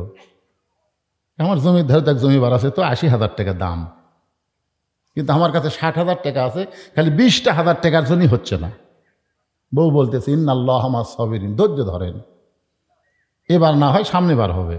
তো বলতে তোর বাপের জায়গা যে আমার জন্য ১ বছর থুবি। বউ আমার উপর আপনি চেতেন কেন? বলে চেতার কারণ হলো তোর যে গলাত মালা আছে, বিয়ের সময় তোর বাপ তোক দিছে, ও যে ১ ভরি সোনার মালা। আরে মালা ঠিকই আছে, ওটা মালার সাইজ আছে, ওই মালার চল এখানে। এই ভাত খাইতে খাইতে শপথ করে বলতেছি তাহলে মালাটা আমার খুলে দে, জমিটা আমি কিনি, আগামী বছর এই টাইমে তো ২ ভরি সোনার সাইজ মতো মালা বানিয়ে দেবো। মুসলমানের বাচ্চা আর আমি একটা ভাত খাইতে খাইতে শপথ করছে, বউ বিশ্বাস করে খুলে দিছে, ওই বেশি জমি লিছে। ১ বছর হয়ে গেছে, বউ কিন্তু সব কিছু ভুলে গেলেও অনেক কিছু বলে না। ১ বছর পরে বলতেছে কে গো, গত বছর যে মালা বেচা খেলে ২ ভরি দিবার ছিল, আমার ২ ভরি লাগবে না, ১ ভরি দাও, ১ ভরি দাও। তখন স্বামী বলতেছে তুই বদরুল রশিদের ওয়াজ শুনিস নি? বদরুল রশিদ আবার কি ওয়াজ করছে? বদরুল রশিদ ওয়াজ করছে মেয়েরা কেবলমাত্র এক ব্যক্তির জন্য সাজতে পারবে, সেই ব্যক্তি হলো তার স্বামী। স্বামী ছাড়া অন্য কারোর জন্য সাজাই জায়েজ নাই। তো তোকে যদি আমাকে মালা ছাড়াই ভালো লাগে তাহলে মালা আর কি দরকার রে? কারণ ভালো লাগা হলো অন্তরের জিনিস রে। বউ চিন্তা করে এই তো সিটার রে। বইয়ের জিনিস যারা বিক্রি করবে তারা হলো দুর্বল পুরুষ।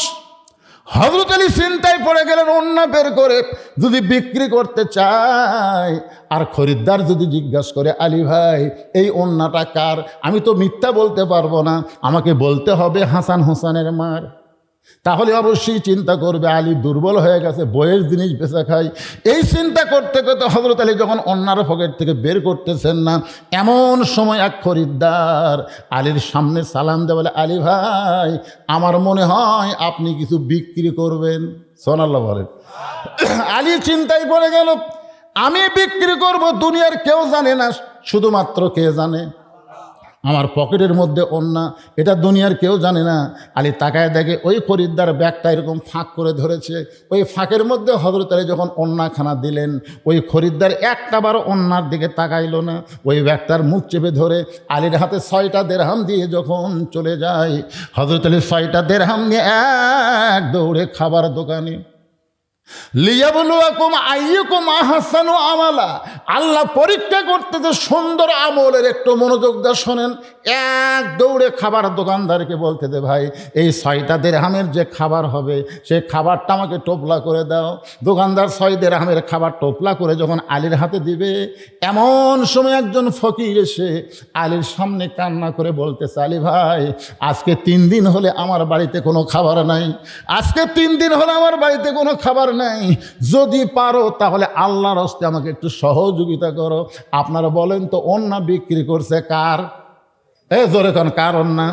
আর কে না খায়া ঘুম পাড়তেছে? সন্তান 2টা। এমন সময় ফকির বলতেছে, আল্লাহ বলতেছেন আইয়ুকুম আহসানু আমালা, তোমার সুন্দর আমলের পরীক্ষা হবে। আলী চিন্তায় পড়ে গেলেন, কি করব এখন, কি করব? খাবার টোপলা নিব না ফকিরকে আমার হাতের 6টা দেরহাম দিব? আল্লাহর কোরআন বলতেছে আম্মা সাইলা ফালা তানহার, সাইলকারীকে খালি খালি ফিরাস না। আল্লাহর কোরআনকে বিশ্বাস করে ফকিরকে 1টা দেরহাম দিবার চায়, আর 5টা দেরহাম দিয়া ওই খাবার টোপলার কিছু অংশ বাদ দিয়ে আলী নিবার চাই। এই নিয়তে ফকিরকে যখন 1টা দেরহাম দিবে, এমন সময় আল্লাহর কোরআন আবার এসে বলতেছে ওমা তুনফিকু মিন শাইইন ফি সাবিলিল্লাহি ইউফা ইলাইকুম ওয়া আনতুম লা তুজলামুন। আলী রে তুই যদি 1টা দেরহাম ফকিরকে দেস, আমি আল্লাহ তোকে 10টা দেরহাম দিব। 2টা যদি দেরহাম দেস, আমি তোকে 20টা দেরহাম দেব। তুই যদি 6টা দেরহাম দেস, আমি আল্লাহ তোকে 60 দেরহাম ফেরত দেব। হযরত আলী কোরআনকে বিশ্বাস করে নিজের সন্তানের দিকে না তাকায়া ওই ফকিরকে 6টা দেরহাম দিয়া দিলে। আল্লাহ বলতেছেন তোমাদের সুন্দর আমলের পরীক্ষা হবে। সন্তান 2টা না খেয়ে ঘুম পাড়তেছে, নিজের কামাই করার টাকা লয়, বইয়ের ওন্না বেচছে, আর সেই 6 দেরহাম দিয়ে দিছে। নিজের জন্য দেয় নাই, আল্লাহর কোরআনকে বিশ্বাস করে দিয়েছে। যখন সুবহানাল্লাহ বাজারের মধ্যে ঘুরতেছে হযরত আলী, এমন সময় এক উট নিয়ে এক লোক এসে বলতেছে, আলী ভাই উটটা কিনবেন? আলী বলতেছে, পাগল হস, 1 টাকা আমার নাই, উট কিনবো কি দিয়ে? বাকি কিনেন, 100 দেরহামে বাকি কিনেন, বিক্রি করে টাকা দিবেন। চুপ করছে, কে রে? বাকি দেওয়ার লোক 100 দেরহামে বাকিতে উটটা কিনে যেই মাত্র উটের বাজারে গেছে, চারিদিক থেকে সবাই ঘিরে ধরে বলতেছে শিক্ষামন্ত্রী। সেই সময় হযরত আলী কি আর ওসমান গনি অর্থমন্ত্রী। শিক্ষামন্ত্রী বলছেন বাজারত গেছে উঠলিয়া, আহা, আর আমাকে শিক্ষামন্ত্রী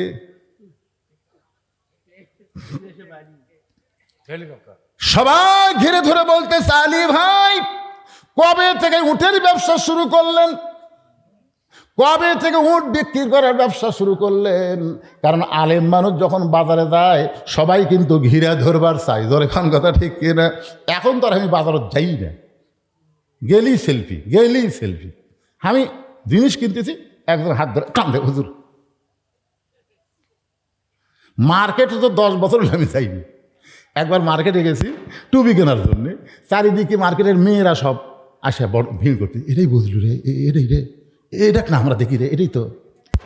দোকানদার হাঁক জোহার করে বলতে, হুজুর টুপি আপনার বাড়ির দিয়ে আসবো, আপনি জীবনে যার টুপি কিনবে আসেন না, খালি মাপ দিয়ে যান, খালি টুপির মাপটা কয়ে যান, একে 10টা পাঠাবো, যেটা পছন্দ হয় সেটা নিন, আপনি এখন আর বাড়ান না হুজুর। চিন্তা করে দেখেন, চারিদিক থেকে সবাই ঘিরে ধরছে, তুই আমুয়া মানুষ নয়, আনা মাদিনাতুল ইলমি ওয়া আলী বাবুহা। রাসূল বলেছেন আমি ইলমের শহর, আলী হচ্ছে তার দরওয়াজা। আল্লাহ বলেছেন আলী আসাদুল্লাহিল গালিব, আলী হচ্ছে আল্লাহর সিংহ। করে কারণ সুবহানাল্লাহ। সবাই যখন ঘিরে ধরেছে এমন সময় এক খরিদ্দার এসে বলতেছে, আলী ভাই বেশিক্ষণ আপনাকে বাজারে থাকার দরকার নাই, এই উটটার দাম কত নেবেন? আলী বলতেছে আমি আর দাম চাইবো না, তোমার যা মনে হয় একটা দাম কও। খরিদ্দার বলতেছে 160 দিরহাম আপনাকে দিয়ে দিলাম। 100 দিরহাম উট আলাকে ফেরত দিয়া বাকি 60টা দিরহাম নিয়ে হযরত আলী চলে আসলেন দোকানদারের কাছে। দোকানদারকে বললেন, ভাইজান খবর কি? 2 বস্তা খাবার প্যাকেট করো। এবার দোকানদার চিন্তা করে 6 দিরহামের খাবার নিবার পারলো না, এই বেটা আবার 2 বস্তা খাবার প্যাকেট করতে বলে। কিন্তু দোকানদার জানে এই মানুষ সাধারণ কোনো মানুষ না, এই মানুষ হইল শিক্ষামন্ত্রী হযরত আলী। ধরে গান সুবহানাল্লাহ। 2 বস্তা খাবার প্যাকেট করে বলে, ভাইজান। আলী বলতেছে দাম কত হবে? বলে 60টা দিরহাম দিলেই চলবে। দোকানদারকে 60টা দিরহাম দিয়ে 2 বস্তা কান্দে করে নিয়ে হযরত আলী বাড়ির দরজায়, এতক্ষণ ফাতেমার দরজার কাছেই ছিল, কারণ অন্যা বিক্রি করার টাকা দিয়ে আমার স্বামী খাবার টোপলা নিয়ে আসবে। কিন্তু স্বামীর কান্দে 2টা বস্তা দিকে ফাতেমা আস্তে করে দরজায় খিল মেরে দিল। আলী বলতেছে আসসালামু আলাইকুম ইয়া আহলাল বাইত, এই বাড়ির মধ্যে যারা আছো সবার উপর আল্লাহ রহমত বর্ষিত হোক। ফাতেমা বলতেছে ওয়ালাইকুম আসসালাম, দরজা খোলা যাবে না। আলী বলতেছেন কেন? আলী বলতেছেন কেন? এই জন্যই যাবে না, আপনি 10,000 টাকার চাকরি করেন আর 12,000 টাকার ঘর ভাড়া নেন, মাসে মাসে আবার ইলিশ কিনেন, গোস্ত কিনেন, এই টাকা আপনি কোথায় পান? আপনি কোথায় পান? আজকে প্রত্যেকটা এমপি, প্রত্যেকটা চেয়ারম্যান, প্রত্যেকটা মেম্বার, প্রত্যেকটা মন্ত্রীর বউ যদি হিসাব কড়াই গন্ডায় নিত, একটা স্বামীও অন্যায় করতে পারত না। জোরে কোন কথা ঠিক কিনা? আর অন্য বিক্রি করার টাকা দিয়ে বড় জোরে 1 টোপলা খাবার হবে, আর আপনি 2 বস্তা খাবার কান্দত করে নিয়ে এসে সালাম দিচ্ছেন। ওয়ালাইকুম সালাম বলা যাবে, কিন্তু দরজা খোলা যাবে না। তো বলতেছে দরজা খোলা যাবে না মানে? হ্যাঁ খোলা যাবে। আপনি তাহলে বলেন এই 2 বস্তা কোথায় পেলেন, আপনি বলেন। এখন আলী বলতেছে ফাতেমা 2 বস্তা কোথায় পাইলাম এটা আমি বলবো, খালি দরজাটা খোলো। ফাতেমা বলতেছে না, আগে বলেন তারপরে খুলবো। আলী বলতেছে আগে খোলো তারপরে বলবো। ফাতেমা বলতেছে না, আগে খোলেন, আগে বলেন তারপরে দরজা খুলবো। আলী বলতেছে আগে খোলো তারপরে বলবো। 10 বার হয়ে গেছে, বলা 10 বার হয়ে গেছে। এমন সময় আল্লাহর কোরআন লিয়াবলুয়াকুম আইয়ুকুম আহসানু আমালা, আল্লাহর কোরআন বলতেছে আর রিজালু কাওয়ামুনা আলান নিসা, পুরুষ থাকবে উপরে, নারী থাকবে নিচে। দীর্ঘ বহু বছর আমরা মেয়ে মানুষের তলে ছিলাম, আমাদের কোনো বরকত ছিল না। ঈদের আগ দিয়ে দেখবেন পেঁয়াজের দাম বেশি, এর দাম বেশি, এর দাম বেশি। এই ইউনুস মরদ আসার পরে বাজার ঠিক ছিল রোজার মাসে, এবার তারেক দিয়ে আসার পরে সব পেঁয়াজ আলা আরো বাড়ি বাড়ি দেয়, কয় 1 ধরা 100। রোজার মাসে পেঁয়াজের যে কি দাম ভাই, এবার 100 টাকা দিলে 5 কেজি দেবে। আর আলুর দিকে থাকানি যাচ্ছে না, আলু আলাদা। আপনি বাগুন কিনবেন না, পটল কিনবেন না, কি কিনবেন ভাই? আর যেদিকে যায় এদের মরদ মানুষ মানেই বরকত। জোরে কারণ সুবহানাল্লাহ। এই মেয়ে মানুষের তলে থেকে আমরা এত বছর বুঝবার পারিনি পারে। আল্লাহ রাসূল বলেছেন, এরা আমার কথা না, মা তারাক্তু বাদি আলা উম্মতি ফিতনাতুন আদার আলা রাজুলু মিনান নিসা, রাওয়াহুল বুখারী কিতাবুল ফিতান। বুখারী শরীফের কিতাবুল ফিতান অধ্যায় আছে, রাসূল বলতেছেন আমার পরে আমার উম্মতের জন্য সবচাইতে বড় বিপদ হলো পুরুষ মানুষের জন্য নারী নেত্রী হওয়া। এটা কার কথা? আল্লাহ রাসূলের কথা। বুখারী শরীফের হাদিস আপনাদের শোনাইলাম, একটু মনোযোগ দিয়ে শুনবেন। আলী চিন্তা করতেছে, আল্লাহর কোরআন সামনে দাঁড়ায় যখন বলতেছে রিজালু কাওয়ামুনা আলান নিসা, পুরুষ থাকবে উপরে, নারী থাকবে নিচে। ফাতেমা যদি দরজা না খোলে তুই বলিস না, যদি দরজা না খোলে তুই বলিস না। হযরত আলী 2 বস্তা কান্দে করে রাগ করে চলে গেছে নবীর কাছে। আল্লাহর নবী তখন চৌকির উপরে বসে আসলেন। আলীর কান্দর 2 বস্তা দেখে নবী দৌড়ে এসে আলীর কপালে একটা চুমা দিয়ে নিজের হাতেই 2 বস্তা নামাই নিলেন। আল্লাহ রাসূল যখন নামাই নিলেন, আগে দিছে কপালত চুমা, জামাইয়ের কপালত চুমা খাচ্ছে, খাইয়া 2 বস্তা নামে দিছে। এখন তো চুমা খাওয়াও দোষ। সৌদি আরবে প্রথম যখন যাই, ওই জায়গাত বুঝছেন, আমার একটা ওয়াজ ভাইরাল হয়েছিল। সে ওয়াজটা হলো তোমার হুঁশ নেই। একটা ওয়াজ ভাইরাল হয়েছিল, আপনারা শুনছেন, তোমার হুঁশ নেই। এটা 7 সালে ভাইরাল হয়েছিল, আর আমি 11 সালে হজ করবার গেছি। কাকিয়ান একটা বাজার আছে বুঝলেন, ওই বাজারত এত বাংলাদেশি, আর প্রত্যেকটা বাংলাদেশি এই হুঁশ নাই ওয়াজ শোনে। তাই আমি ওই বাজারত গেছি, বেড়াবার গেছি। তে আমাকে এক লোক কোটি পরিচিত, খুব একটা না, আধা পরিচিত, আমাকে বলে হুজুর আচ্ছা বাংলাদেশ থেকে এত আলেম ওয়াজ করবার আসে, এই হুঁশ নাই আসে না? এই হুঁশ নেই মানে এই ওয়াজটা কিন্তু আমার তখন ভিডিও ছিল না বুঝছেন, রেকর্ড ওই মোবাইলে অডিও। এই হুঁশ নেই বক্তা। তেমন আরে আমি কি কই, কি কবেন হুজুর? আরে আমি সেটা,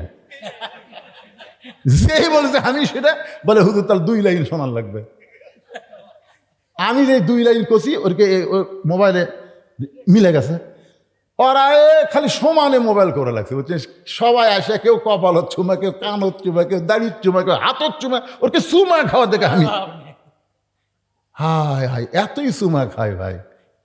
আল্লাহ রাসূল নিজের জামাইয়ের কপালে চুমা খাচ্ছে, অসুবিধা আছে? নিজের হাতে 2টা বস্তা নামায় এনেছে। বস্তা 2টা নামানোর পরে আল্লাহ নবী তাকায় দেখে আলীর মুখটা গোমরা দেখা যায়।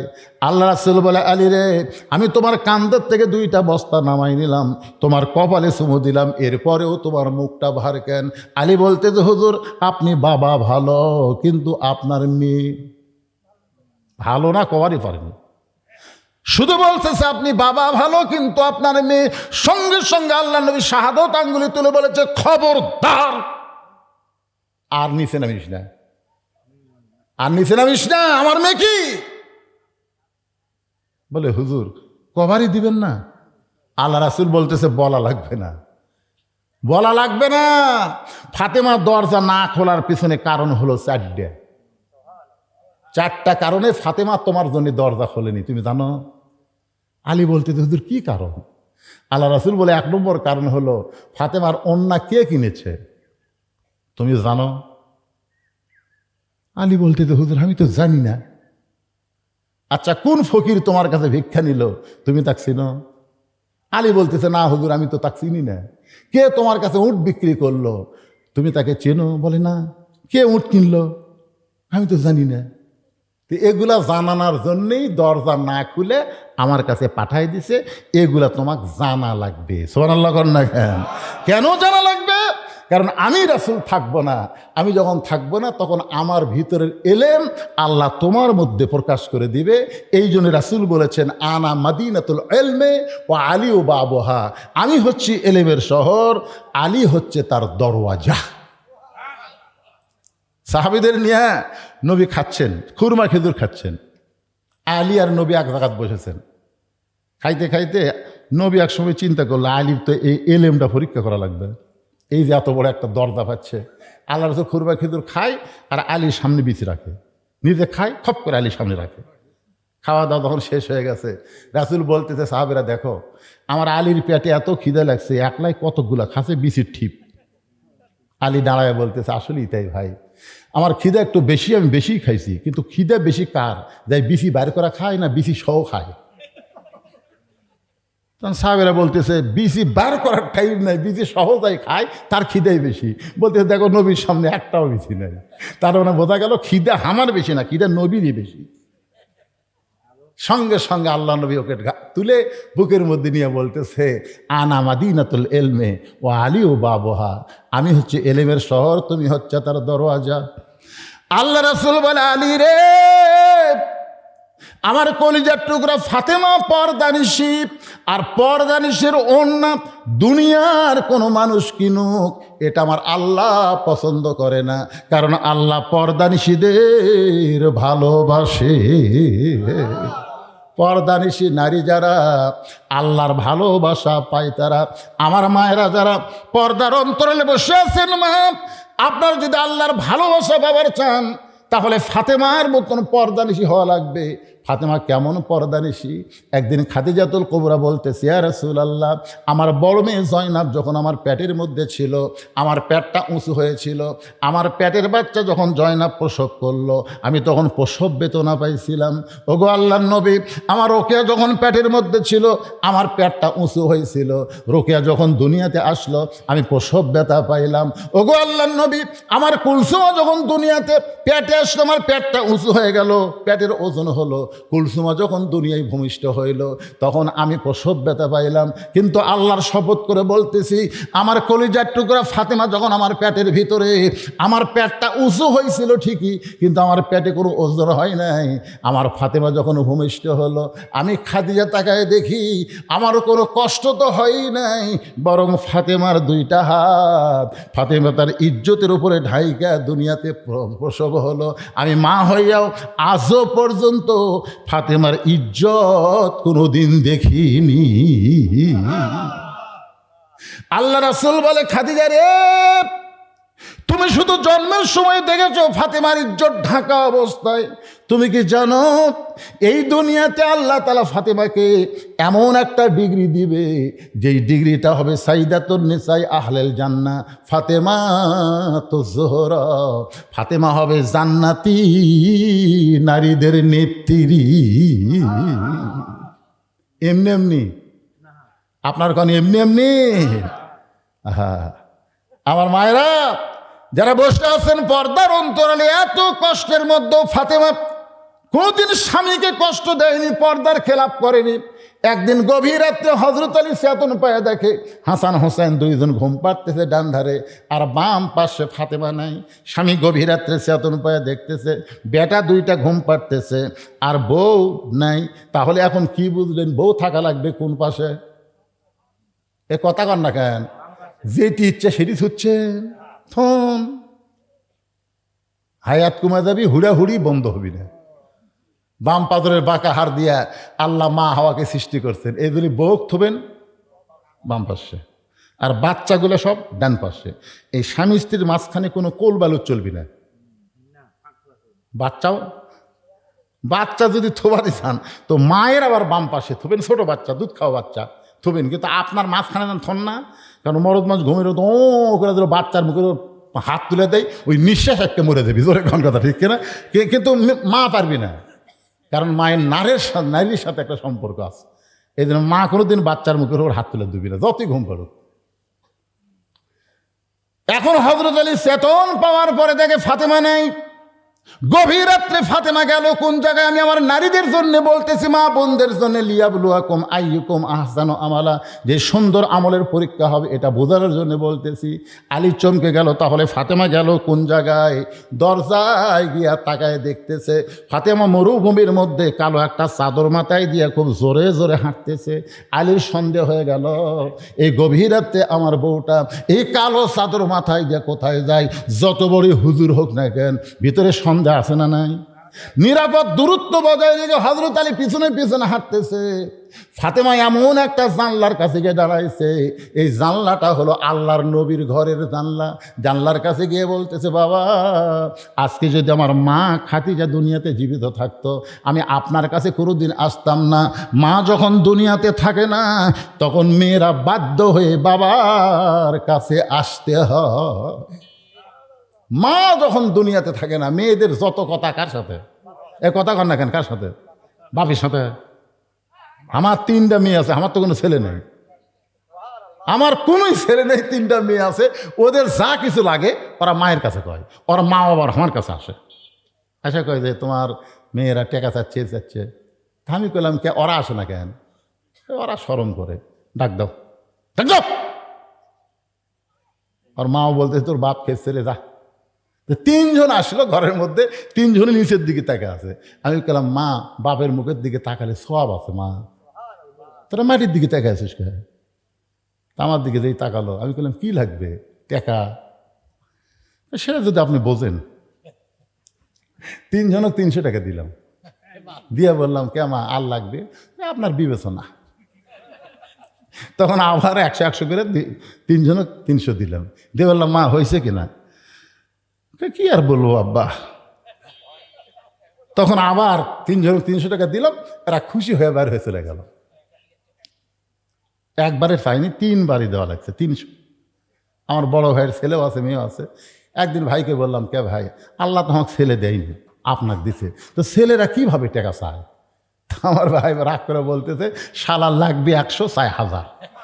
এখানে এইভাবেই বলতেছে শালার লাগবে 100, চাই 1000। তখন আমি কান ধরে বললাম আল্লাহ রে, তুমি তো আমার পাটা দেওনি, এটাই ভালো, এটাই ভালো। একটা মেয়ে কোনোদিন R15 গাড়ি চাবে না, একটা মেয়ে কোনোদিন এই এখনকার মোটর সাইকেল চাবে না। আর ছেলেরা কিছু বুঝবে না, গাড়ি নিবি, এই যে এখন ধরা খাচ্ছে। তেল আছে, কাগজ দে, ড্রাইভিং লাইসেন্স দে, চলায় সব এই এমন ভাবে চলায়। আল্লাহ এই যুবকদেরকে আল্লাহ হেফাজত করো, ধরে কর আমিন। ফাতেমা বলতেছেন বাবা, আজকে যদি আমার মা খাদিজা জীবিত থাকতো তাহলে আমি মায়ের কাছে যাইতাম, আপনার কাছে আসতাম না। মেহেরবানি করে একটু দরজা খোলেন।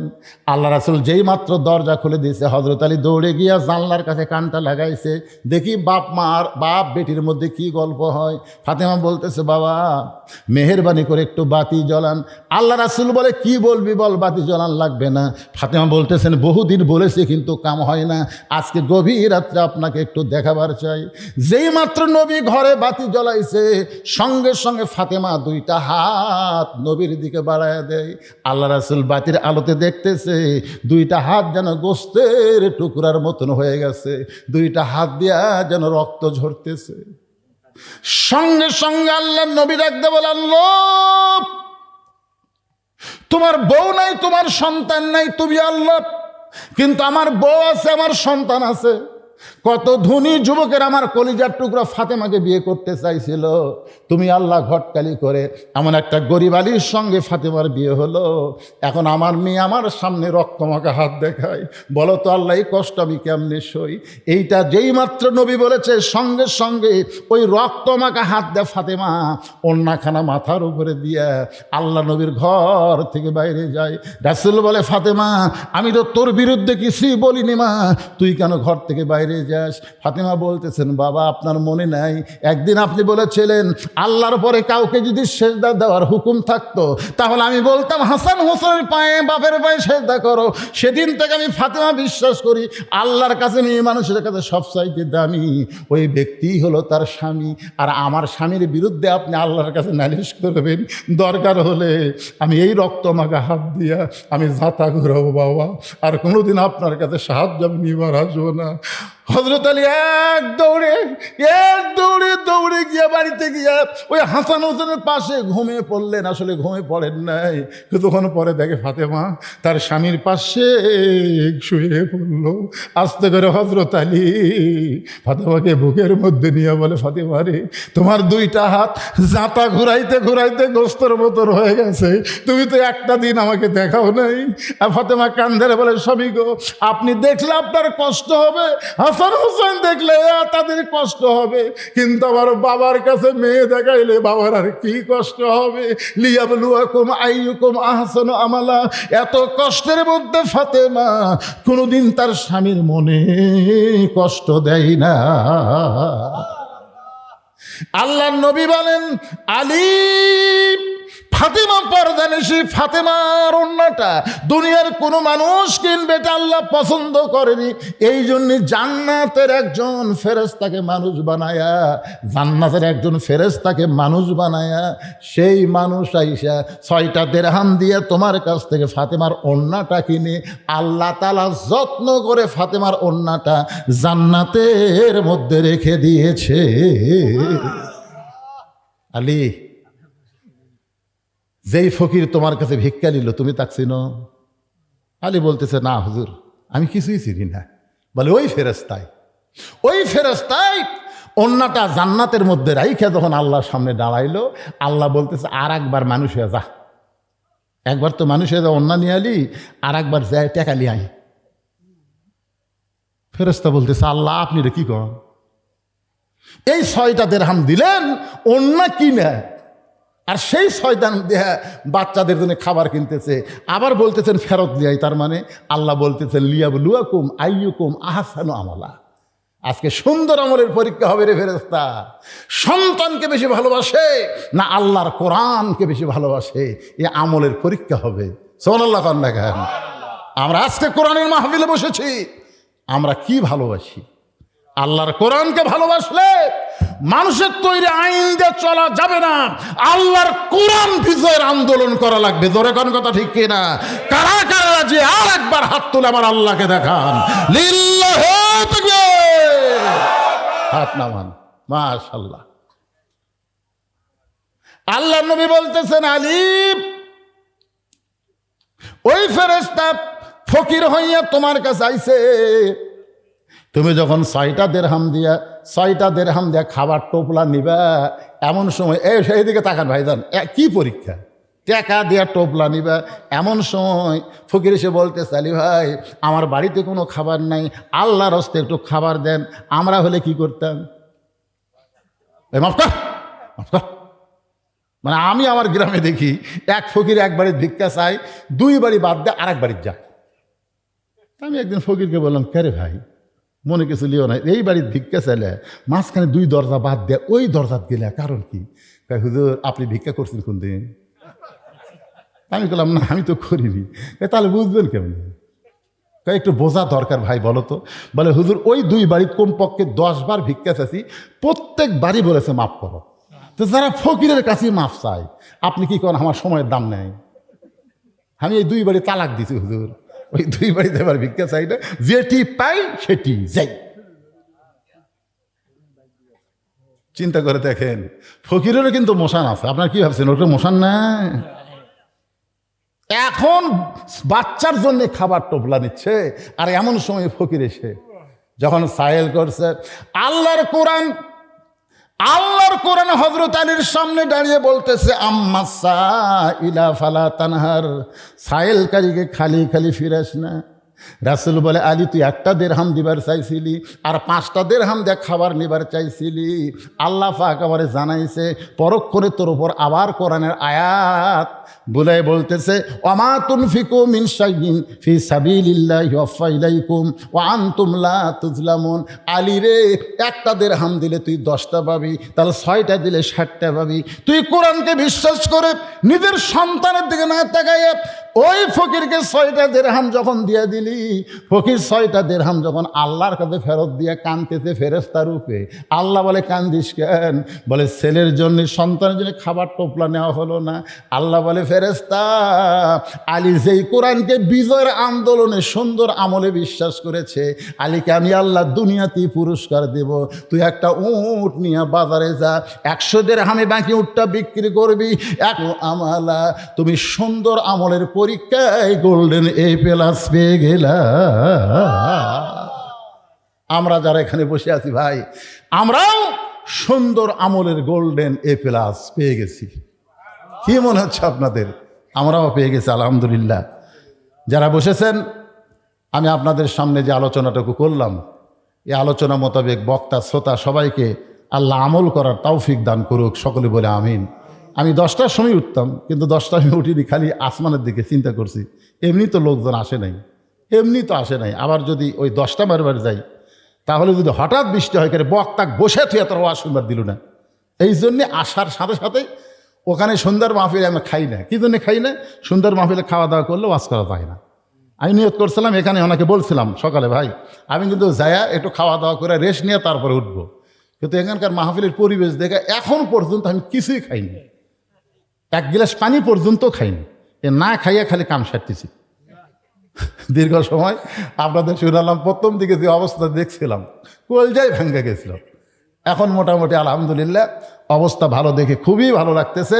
সবাই ইস্তেগফার পড়ে আল্লাহর কাছে দোয়া করবো। আল্লাহ, সবাই ইস্তেগফার, আস্তাগফিরুল্লাহ রব্বি মিন কুল্লি জামবি ওয়া তুবু ইলাই, আস্তাগফিরুল্লাহ রব্বি মিন কুল্লি জামবি ওয়া তুবু ইলাই, লা হাওলা ওয়ালা কুওয়াতা ইল্লা বিল্লাহিল আলিয়্যিল।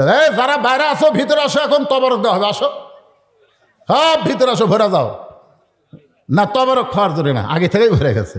হ্যাঁ, যারা ছেলে পেলে বাইরে আছে আমি তাদেরকে বলতেছি, সবাই চলে আসো, সবাই ভিতরে আসো, আমরা প্রাণ খুলে দোয়া করবো। এমন মাহফিল নাই তো, প্রত্যেকটা মাহফিলে কম বেশি আদায় থাকি, জোরে কোন কথা ঠিক কিনা? আর এই মাহফিলটা এর আগেও আমি আইছি, এখানে কোনো এটা কি বাবা, হ্যাঁ মাশাল্লাহ, 12 এপ্রিল তারিখ হচ্ছে 12 এপ্রিল, শফিকপুর পশ্চিমপাড়া। এখানকার বক্তা হচ্ছে ডক্টর আব্দুল বারী রশিদ, মানে আমারই জামাই বাড়া। মাশাল্লাহ মাশাল্লাহ, এই শ্বশুর দেখলে এখন জামাই দেখবি। মাশাল্লাহ, আমার জামাই এখন ডক্টর, বাবা ডক্টর আব্দুল বারী রশিদি, কুষ্টিয়া না, কুষ্টিয়া ভার্সিটি থেকে ডক্টরেট করছে, ওখান থেকেই পাস করছে, এখন ওখানেই জয়েন করার চেষ্টা করতেছে, ওখানেই হয়তো প্রভাষক হবে। আপনারা সবাই তার জন্য দোয়া করবেন। তিনি আসবেন 12 এপ্রিল। আপনাদের কারো কিছু বলার আছে বাবজান? আল্লাহুম্মা আমিন, আল্লাহুম্মা আনতাস সালাম ওয়া মিনকাস সালাম, তাবারাকতা ইয়া যাল জালালি ওয়াল ইকরাম। আয় আল্লাহ তাআলা, সকাল বেলা থেকে আমাদের কালহতে বৃষ্টি পড়া শুরু হয়ে গেল। মনে করেছিলাম আজকের 2টা মাহফিল হয়তো বৃষ্টির কারণে হবে না। আয় আল্লাহ তাআলা, যখন মাদাই মুড়ি মাহফিল শুরু করলাম, এত জোরে বৃষ্টি শুরু হলো, তখন মনে হচ্ছিল মাহফিল 2টা হবে না। মাদাই মুড়ি মাহফিল শেষ হয়ে গেল, গাড়িতে চড়ে শরীফপুরের দিকে যখন রওনা দিলাম, আবার টপ টপ করে বৃষ্টি পড়া শুরু হলো।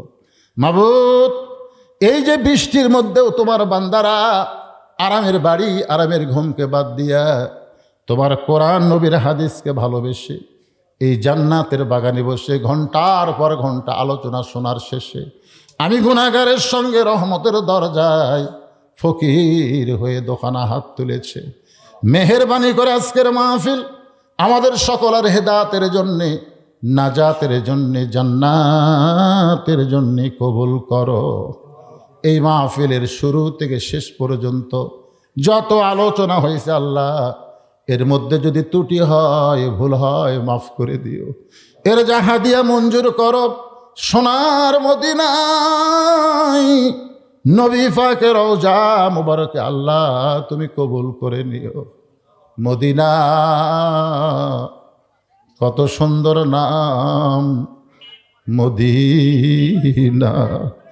এই মদিনার মানুষটা যে কত সুন্দর, যার সাত ভরা মুখ কেউ যদি একবার দেখতে পায়, তার জন্য আল্লাহ জাহান্নামের আগুন হারাম বানায় দেয়। ও দরদি আল্লাহ, জীবনে কত স্বপ্ন দেখেছি,